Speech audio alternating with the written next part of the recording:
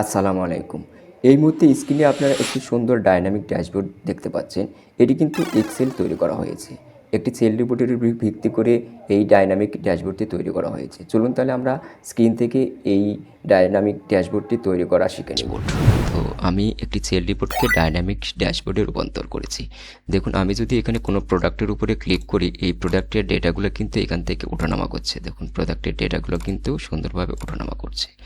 তো চলুন আমরা শিখে নিই এরকম একটি সুন্দর ড্যাশবোর্ড কীভাবে তৈরি করা যায়। তো এটি করার জন্য আমি আগে থেকেই একটি সেল রিপোর্ট তৈরি করে রেখেছি। আমি এটাকেই এই ডাইনামিক ড্যাশবোর্ডে রূপান্তর করব। তো এটি করার জন্য প্রথমে আপনাকে এই ডেটাগুলোকে একটি টেবিলের স্টাইল দিতে হবে।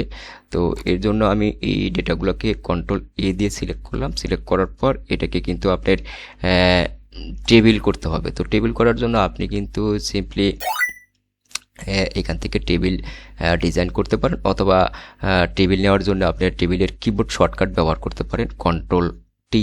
আমি কন্ট্রোল টি প্রেস করলাম, দেন এরপরে এখান থেকে আপনি ওকে করবেন। তাহলে কিন্তু এটা একটি টেবিলে কনভার্ট হয়ে গেছে।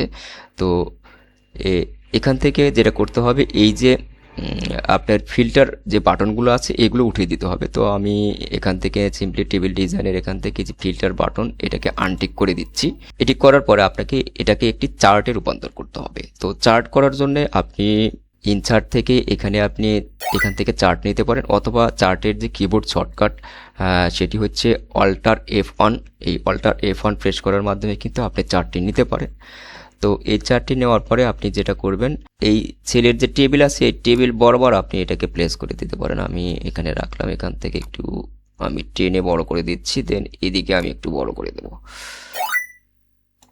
আচ্ছা, এরপরে আপনি এই টেবিলের চার্টটা চেঞ্জ করতে পারেন। তো আমি এখান থেকে চার্টটা চেঞ্জ করে দিচ্ছি, তাহলে ভালো হবে। এখান থেকে আমি এই চার্টটা নিচ্ছি স্টাইল 4।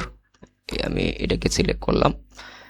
সিলেক্ট করার পরে এখন আপনাকে স্লাইসার টুলটি ইনসার্ট করতে হবে। তো স্লাইসার টুলটি ইনসার্ট করার জন্য আপনি ইনসার্ট ট্যাবে একটি ক্লিক করবেন, দেন এরপরে আপনি এই যে স্লাইসার টুলস এখানে আপনি জাস্ট একটা ক্লিক করবেন। ক্লিক করার পরে এরকম আসবে। এখান থেকে আমরা যেহেতু প্রোডাক্টগুলোর ভিউ করব, সেক্ষেত্রে আমি এখানে প্রোডাক্টে ক্লিক করলাম, দেন এরপরে ওকে। তো প্রোডাক্টে টিক দেওয়ার পরে ওকে করবেন, দেন এরপরে আমরা এখানে 3টা কলাম নিতে হবে স্লাইসার টুলসে। তো যেহেতু আমাদের এখানে টেবিলে 3টা কলাম এখানে আছে, তো এই ক্ষেত্রে এখান থেকে আমরা কলামসের এখানে আসবো। আসার পরে আমি এখানে 3 টাইপ করলাম, দেন এরপরে কিবোর্ড থেকে ইন্টার প্রেস করবেন। তাহলে দেখুন এটা আড়াআড়িভাবে 3টা কলাম হয়ে গেল। তো এটি একটু ছোট করবেন। দেওয়ার পরে আপনি এটাকে আমরা একটু উপরে দেব, এই টেবিলের উপরে দেব। তো আমি এখানে রাখলাম, এখানে সুন্দরভাবে আপনি টেবিল বরাবর প্লেস করে দেন। তো এটা টেনে আমি একটু বড় করে দিলাম। আর আপনি উপরে একটু জায়গা রাখবেন, তাহলে পরে আপনার দেখতে ভালো লাগবে। তো এখন আমরা যেটা করব, এই যে আমাদের ওয়ার্কশিটের যে গ্রিড লাইন, এই গ্রিড লাইনটা আমরা উঠিয়ে দেবো। তো এর জন্য ভিউতে আসতে হবে। ভিউতে আসার পরে এই যে গ্রিড লাইনস এইখানে আনটিক করবেন, তাহলে এখানে কিন্তু আনটিক হয়ে গেছে। এখন যদি আমি কোনো প্রোডাক্টের উপরে দেখুন আমি ক্লিক করি, তাহলে কিন্তু এই প্রোডাক্টের ডেটাগুলো কিন্তু সুন্দরভাবে ওঠানামা করছে। দেখুন প্রোডাক্টের ডেটাগুলো কিন্তু সুন্দরভাবে দেখা যাচ্ছে।